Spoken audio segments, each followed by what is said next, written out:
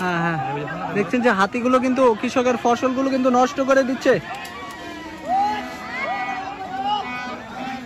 হাতির কিন্তু পাল আস্তে আস্তে আগাচ্ছে, হাতি কিন্তু নষ্ট করছে কৃষকের কষ্টার্জিত এই যে বেগুনের ক্ষেত। আপনারা দেখছেন যে আমি কিন্তু দেখানোর চেষ্টা করছি, আর মানুষগুলো কিন্তু দেখতে পাচ্ছেন ঢেলের উপরে ঢেল ছুটছে।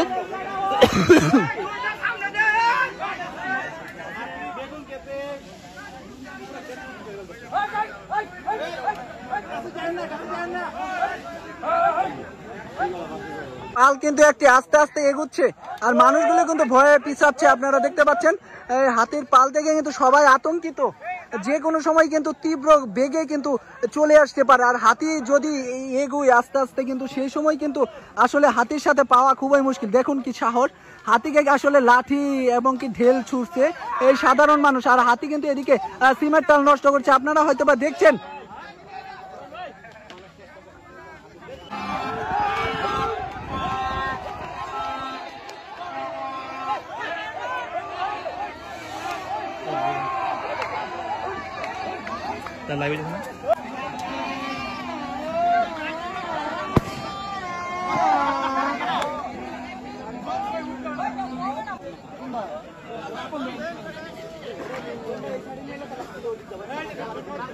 ক্যামেরাটা এদিকে নিয়ে আসো।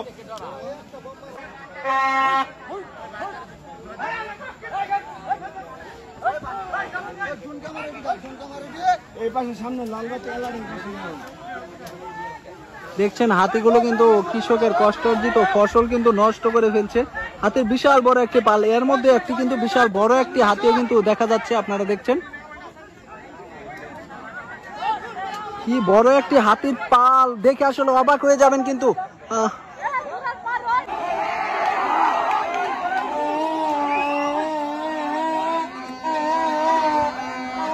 মানুষের আসলে সাহস দেখে কিন্তু অবাক হবেন যে কত কাছ থেকে কিন্তু তারা চলে যায় হাতির কাছে। আমরা কিন্তু দূর থেকেই অনেকটা আতঙ্কিত হয়ে যায়, কিন্তু যাদের এই ফসলগুলো তারা জীবনের মায়া ত্যাগ করেই কিন্তু তারা এই হাতিগুলো তাড়ানোর জন্য প্রাণপণ চেষ্টা করে যায়। সেটি কিন্তু একটি দেখতে পাচ্ছেন আপনারা।